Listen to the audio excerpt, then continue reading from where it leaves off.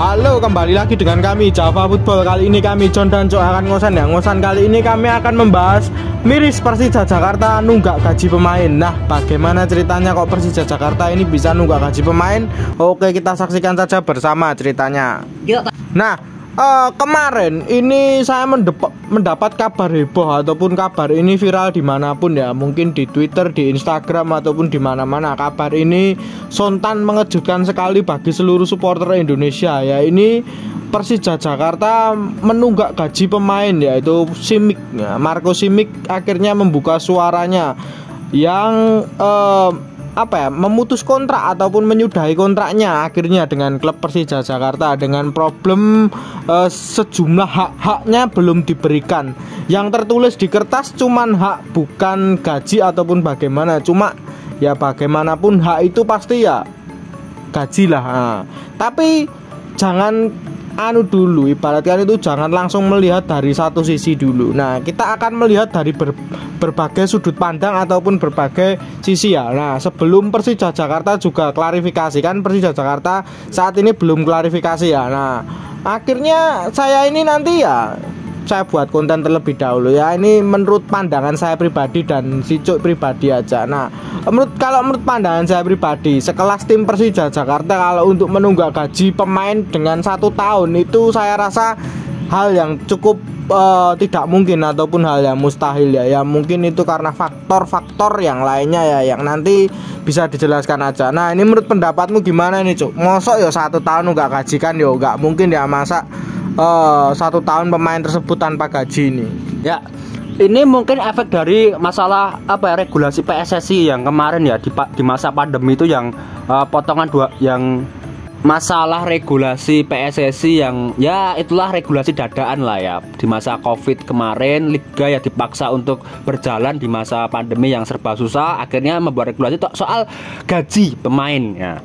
Nah, tapi kan regulasi itu kan nggak bertahan lama, akhirnya dicabut kembali oleh PSSI ya. Ya, ini menjadi problem kepada klub-klub dan pemain-pemain, terutama pemain yang menjadi korban dalam kasus ini ya. Soalnya kan ya untuk sekelas pemain asing, mereka juga punya agensi, mereka ikut aturan FIFA loh. Jadi PSSI ini bagaimana, antara persetujuan FIFA apa tidak, atau membuat aturan sendiri, bagaimana ini kurang tahu lah ya. Betul sekali, aturan tersebut memang tidak jelas adanya. Aturan itu sempat dicabut oleh pihak PSSI sendiri dan akhirnya PSSI menyuruh pihak klub untuk membuat aturan sendiri terhadap para pemainnya di kala pandemi ini. Ya memang itu sangat menyebalkan sekali ya aturan tersebut. Nah, pada akhirnya memang saya lihat-lihat kalau soal ini saya analisa sendiri ya, analisa dari pribadi saya sendiri. Kalau soal untuk gaji pokok sebenarnya mungkin sudah dibayarkan. Nggak mungkin lah ya 1 tahun nggak dibayar sama sekali, tidak menerima gaji sama sekali ya, sebenarnya tidak mungkin juga kalau seperti itu. Itu kalau saya flashback ke belakang ya bisa dilaporkan ke FIFA Persija Jakarta. Nah, ketika nanti dilaporkan ke FIFA ya itu sangat berbahaya sekali. Nasibnya bisa seperti PSIM Yogyakarta pada waktu itu ya, mendapat min 9 yang pada saat itu dilaporkan juga oleh Christian Adelmun yang pada saat itu ditunggak gajinya oleh PSIM Yogyakarta. Dan itu sempat sampai ke FIFA lah itu ya, itu bisa menjadi acuan. Tapi Simic ini hanya ingin memutus kontrak saja dengan Persija Jakarta dengan membuat sebuah kertas ataupun sebuah tulisan atau draft ya, bahkan seperti itu ya. Yang bertulis kan cuman hak-hak ya, mungkin karena faktor perjanjian awalnya sih sebenarnya ya, mungkin itu yang tahu cuman Persija dan Simic sih sebenarnya ya. Gimana ya, mungkin ada gajinya Simic itu yang dipotong oleh pihak Persija, tetapi pihak dari Marco Simic sendiri itu tidak menerima itu, ataupun bagaimana saya juga kurang tahu ya sebenarnya seperti itu. Tapi kalau masalah gaji, saya mendapat kabar terakhir bahwa para pemain Persija Jakarta yang lainnya itu gajinya masih terbayarkan ataupun masih normal-normal saja lah. Berarti memang itu cuma masalah ya itu aja sebenarnya, antara kesalahpahaman potongan dan tidak potongan itu ya, mungkin seperti itu langsung ya kan. Kalau pemain asing beda ya dengan pemain Indonesia. Kalau pemain Indonesia sih masih memaklumi, duwe rasa, ibaratkan itu masih punya rasa nggak enak ataupun sungkan. Nah seperti itu ya kalau pemain Indonesia. Tapi kalau pemain asing kan sudah tidak punya ya. Nah itu kan beda budaya juga. Itu bisa menjadi problematika untuk para pemain Indonesia juga ya. Nah menurut pandanganmu Cuk, gimana nih tentang pendapat saya tadi ini tentang ya itu ya mungkin karena cuma faktor kesalahpahaman aja ini.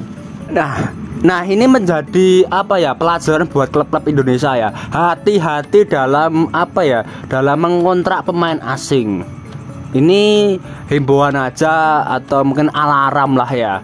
Jangan disamakan dengan pemain lokal. Kalau pemain lokal seperti John yang omongan tadi masih ada rasa sungkan, masih ada ewo pakewo dan nggak enakan. Nah kalau pemain asing mereka juga punya agen. Nah ini agennya juga profesional, nggak macem-macem lah ya. Mungkin kalau pemain lokal banyak yang nggak punya agen. Nah ini kan nanti ini juga masalah bagi pemain lokal sendiri. Tapi kalau pemain asing mereka punya agen dan berlisensi FIFA. Kalau ada apa-apa urusannya sama hukum, sama FIFA. Efeknya apa ya? Seperti John tadi omongkan soal kasus PSIS di Min 9. Terus kasus Persikabo dibubarkan. Nah, itu dulu sebelum merger itu sempat dibubarkan Persikabo karena menunggak gaji pemain tahun 2013 atau 2014 ini. Ya sekitar itulah. Ini berbahaya loh. Jadi memang harus benar-benar klub itu tahu diri lah. Oh aku ki sanggup gak sih bayar pemain ini. Jangan langsung welcome tanpa apa memikirkan hal-hal yang lain. Masalah finansial ini harus diperhatikan benar-benar cermat untuk mengontrak pemain asing. Berbahaya, Bung. Betul sekali. Kalau itu saya juga setuju ya. Mungkin regulasi yang tepat bagi klub Liga 2 itu tanpa pemain asing. Ini yang ditakutkan. Pemain Liga 1 saja masih mungkin kelimpungan ataupun kebingungan. Nah, apalagi Liga 2. Itu bahkan nanti semakin parah dan akibatnya nanti mungkin bisa fatal ya, memperpuruk Liga Indonesia. Nah, kalau menurut pandangan saya, kalau menurut pandangan dua sisi saya ya memang seperti itu ya. Kasus ini memang tidak 100% salah klub juga. Ya tidak 100% salah pemain juga. Ya mungkin ini ada kesalahpahaman antar pemain dan klub sendiri ya. Nah, karena ya mungkin aturan-aturan federasi yang menurut pandanganku susah dipahami juga seperti itu ya. Mungkin ya seperti itulah kalau membuat aturan kadang ini kadang itu ya mungkin sulit dipahami, jadi mungkin klub dan pemain itu tidak sinkron dan akhirnya saya dengar kabar ini Marco Simic akhirnya hengkang dari Persija. Nah, simpelnya ya gini aja, kalau memang itu tunggakan gaji full ya mungkin Marco Simic pasti sudah lapor ke FIFA ya kalau kasus seperti ini. Nah, ini hanya membuat surat draft aja, surat postingan aja, sebuah postingan yang menyatakan bahwa Marco Simic mengundurkan diri dikarenakan memang sering di bangku cadangan dan menagih hak-hak yang beliau inginkan itu tidak dipenuhi ya, mungkin karena ya masih banyak faktor juga sih sebenarnya kalau menurut pandangan saya pribadi ya. Kalau untuk sekelas tim Persija nunggak gaji itu saya rasa sangat mustahil juga. Persija tim ibu kota bahkan nggak mungkin lah kurang sponsor dan lain-lain ya, dana pasti melimpah juga tim sekelas tim Persija ini. Menurut pandanganmu Cok, kasus Simic ini bagaimana ini kasus Persija dan Simic ini? Nah, mungkin di kalangan masyarakat yang lainnya kedua ini pasti digoreng-goreng ataupun digoreng media sana sini. Wah nunggak gaji. Padahal memang jika ditelisik dengan dua sisi nyatanya memang sebenarnya salah paham sih kalau menurut pandangan saya pribadi. Menurut pandanganmu gimana ini Cuk? Ya, kita tunggu ketegasan dari manajemen Persija dalam klarifikasi lah ya. Kalau manajemen Persija ini diam saja bisa fatal akibatnya, bahkan berkepanjangan. Apalagi Persija katanya isunya mau IPO ya. Wah ini sangat berpengaruh sekali ya. Kasus ini bisa merembet ya, kasus nanti bisa untuk pengembangan bisnis bisa kacau, bahkan nanti bisa menjadi bahan olok-olokan supporter rival. Terus nanti kedepannya kalau membeli pemain asing pasti ya diejek lah ya sama supporter rival. Wong wong nunggak gaji kok mau beli pemain asing. Nah, stigma seperti itu nanti akan muncul kalau Persija ini manajemennya nggak tegas atau nggak klarifikasi. Ya kita tunggu saja nanti. Ya betul sekali, kabar terakhir saya lihat di akun-akun Instagram dan Twitter banyak sekali yang menggoreng isu ini ya aja. Mendatangkan pemain asing tapi nunggak gaji bla bla bla bla ya. Itu bagi mereka yang menurut pandangannya itu cuma hanya melihat seutas postingan itu saja. Bahkan banyak yang memunculkan hashtag Monesimik. Wah, itu juga salah juga sebenarnya kalau menurut pandangan saya ya. Pemain kan main kan butuh hak juga ya. Tapi itu apa ya, tergantung kesepakatan kedua pemain dan klub tadi yang saya omongkan di pertama tadi. Nah, mungkin itu saja tentang pembicaraan kita Persija ini. Nah, mungkin itu dulu. Jangan lupa like, comment, dan subscribe.